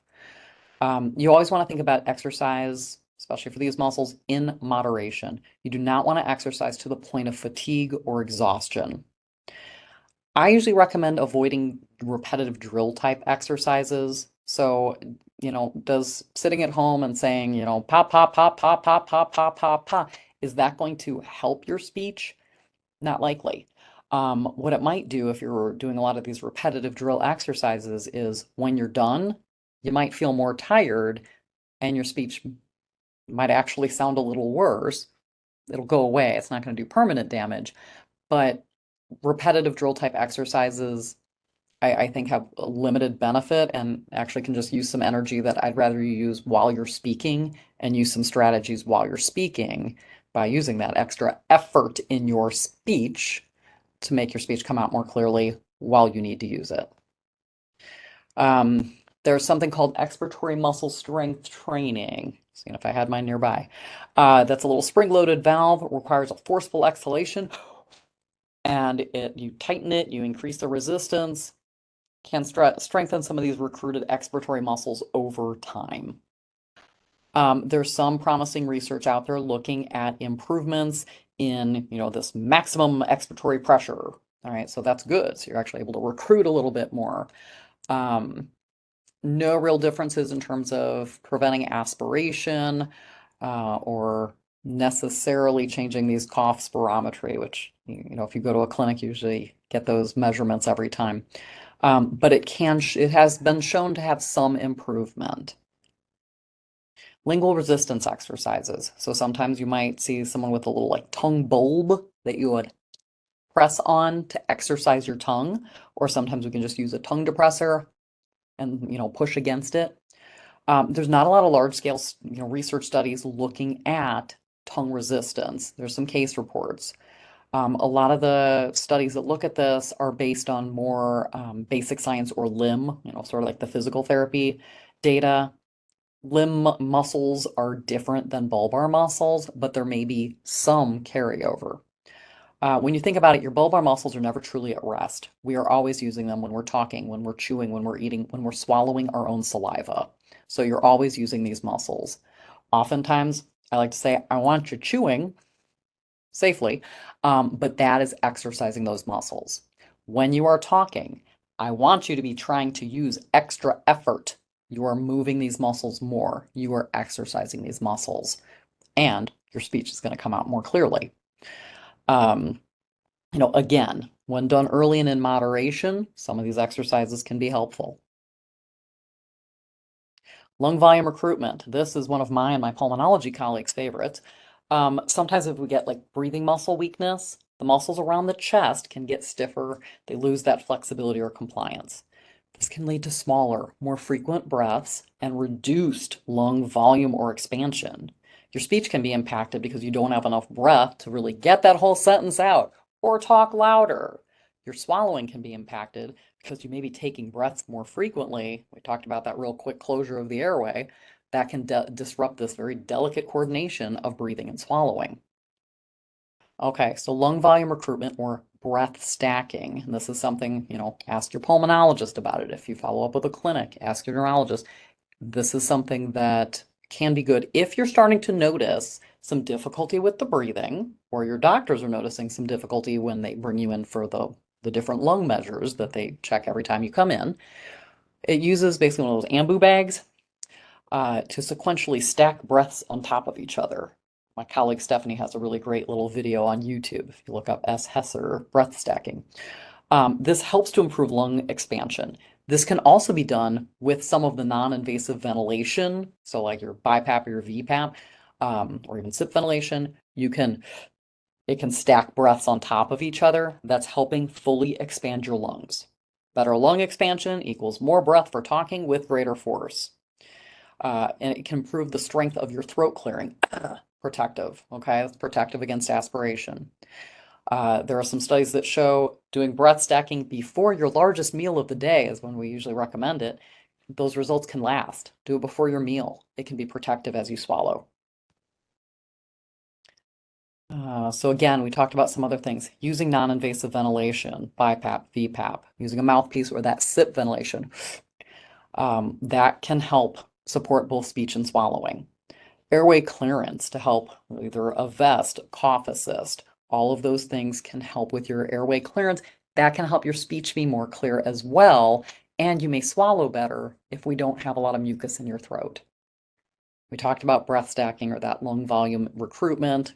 There's a study, and actually a study that was repeated recently by the same researcher showing continued, basically the results stayed consistent. This does help with that ability to clear your throat. They call hawking, so like bring something up and get that supraglottic closure, so this really tight airway closure. Improve peak cough flow values, and we see that improvement that lasts for up to 30 minutes. Hence the recommendation, do it before meals.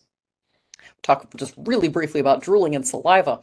Okay, so we may get a decreased frequency of saliva swallows that can lead to, some drooling or pooling of secretions in your mouth. Our tongue is probably not, kind of slurping it all back and gathering it as efficiently. We can have problems with that. We can also get changes in viscosity, especially if there's any dehydration. These thick secretions can be harder to clear, and that can definitely impact your quality of life if we've got significant drooling. So for management, make sure you're adequately hydrated. We want those secretions thin. If you need a home suction machine, get a home suction machine. There are different medications, all right? There's several different medications that are out there. Talk to your physicians about that. We want to balance. If you're just a little dry, I don't want to dry people out too much because that can impact swallowing. But if we've got a lot of secretions and they're really impacting your quality of life, there are things that can help with that. Talk to your doctor about medications. They can do Botox injections. They can do radiotherapy to the salivary glands that can kind of make them not produce as much. So there's lots of different things to do there. Okay, to sum up, talk to your friendly speech language pathologist if you are having any problems with your speech, with your swallowing, with cognition or thinking of words. All of this, we can help. We want to provide realistic information about what's going on and what this can develop into so we can stay a step ahead of it. We want to be able to explain, what are the strategies that we can use to help manage these challenges, and collaborating with the team. Okay, again, it takes a village for everything. We all have to work together and look at the person holistically. How are we helping with all these things and how do they interplay with each other? And staying abreast of new interventions so that we're always offering the latest. Okay, some little message banking resources, mymessagebanking.com, voice banking resources, Team Gleason. So the Steve Gleason ALS Foundation is a phenomenal resource for many things. For voice banking, Boston Children's Hospital has a great ALS augmentative communication program on their website. There's lots of wonderful information about voice banking. The ALS Association has a lot of good information about, a guide to voice banking services. And there's an organization called Bridging Voice that is a phenomenal resource for both voice banking and, kind of like helping troubleshoot through some communication device. So speech generating devices, tablets, apps that you can put on your phone, lots of different things they can help with a lot of this if you don't have access to a speech pathologist who can help you with these things. Any questions? Thank you so much, Kristen. We do have a few questions for you, so I'll pull those up in just a second. Yeah, this was wonderful. I really liked your presentation, and I really learned a lot about voice banking. It's amazing how far assistive technology has come lately. It's Absolutely really is. amazing. Yep, it is. All right, so just on the caregiver side of things, what role can caregivers play in supporting communication and swallowing for someone with ALS? Oh, caregivers are essential. So in supporting speech, again, modify the environment. Make sure you're looking directly at someone. Make sure it's quiet, okay? Quiet face to face. Using some of those even low-tech strategies, communication board, something, it depends on what the individual's needs are. But if a communication board can help, if using an app on the phone or a tablet can help, if getting an amplifier can help, having a consistent alert feature so that they need to talk to me, I'm coming right in, all of those things. With swallowing, modifying food textures, liquids, being there helping kind of keep those reminders going, like small sips, small bites. Let's eat slowly. Let's not rush through these meals. Remembering to use any strategies that might be prescribed. Does tucking your chin help? Then sometimes it's hard to remember to do that all the time. So that's where your caregivers play a huge role in helping to keep these strategies in use consistently. Also, I would say modeling behavior. Had this conversation with some folks in clinic yesterday. When I want someone to be talking really slowly and really taking that deep breath, speaking, pausing for a new breath. So, like I said to the family, it's going to be harder for them to do that when the rest of you are talking a mile a minute. So I'm like, everybody, slow it down. Focus on that communication interaction because communication is a two-way street. All right. All the time. It takes, the communicator and the receiver, and you alternate. Everyone needs to work at it. Yeah, absolutely. Well, thank you for that. I think we just have one other question for you. Your presentation was so comprehensive, we didn't have too many. So are there any training programs or resources available to help patients learn how to use these adaptive technologies that you were talking about?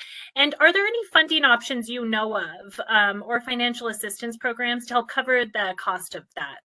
Okay, so again, Gleason Foundation, Bridging Voice, those are amazing resources that have some help with funding. I know anyone with a diagnosis of ALS can apply for funding for voice banking through either Acapella or Model Talker, and that is covered by the Gleason Foundation. So that's huge right there. Your local foundation, so either MDA, the ALS Foundation, there's so many different associations that may have device lending libraries where they might be able to lend you an amplifier to see if that works. Or they might even have a speech generating device that you can borrow to see if that's working for you. Touching base with a speech pathologist and getting you in touch with somebody who can do evaluations. We're talking about funding for like speech generating devices. They will know if you go to a place like that, or again, Bridging Voice, Team Gleason. All of these have really good resources for funding availability. Great, that's good information for us to have. And thank you for sharing those resources. Mm. All Very right, welcome. Kristen. Well, I don't see any other questions for you in the chat, but I do want to thank you for your wonderful presentation and for your time tonight and your support of the ALS community and of MDA. You are very welcome. This was fun. I hope it was useful. All right. Have a Absolutely. good Thank night. you. Okay, bye. Bye. If you are new to MDA and have been diagnosed with a neuromuscular disease under MDA's umbrella, or if you are a loved one of someone who is diagnosed, we encourage you to stay engaged with us at MDA. You can do this by joining and visiting at mda.org/join and completing a short form. Joining is free, and you will get up to date on the latest research, educational programs, and supports. MDA partners with the Centers for Disease Control and Prevention to promote the National ALS Registry, the only national population-based registry in the U.S. that collects information to help scientists learn more about who gets ALS and what may cause it. The National ALS Registry is a program to collect and analyze data about persons living with ALS. Sign up is free and only takes a few minutes. We have several programs coming up that might be of interest to you, including next week's Advocacy Institute and MDA's Advocacy and Public Policy team. They will be sharing updates from the Hill on ALS policies. Then later in the year, we will be offering a Next Step seminar for people who have been recently diagnosed with ALS. This virtual seminar aims to provide information that is manageable and actionable while helping families to connect with others in the community. Lastly, we are offering an in-person symposium in several cities this year. Please scan the QR codes on the screen or click the links in the chat to learn more. Again, we would like to thank our program sponsor, Mitsubishi Tanabe Pharma America, for supporting today's virtual learning series. We would love to hear your comments about today's webinar series. Once you leave the webinar, a web page will automatically pop up with a short survey about today's webinar. Completing this survey will provide us with important insight as we plan future educational programs, so please take a moment to fill that out for us. If anyone has questions after this webinar, please feel free to contact MDA's Resource Center at 1-833-ASK-MDA1 or email the Resource Center at resourcecenter@mdausa.org, and we will be sure to get back to you. Thank you again to Angela, Deborah, and Kristen for your time and for your wonderful presentations this evening, and thank you to everyone who attended today. This concludes our webinar, and we hope to see you again soon. Thank you.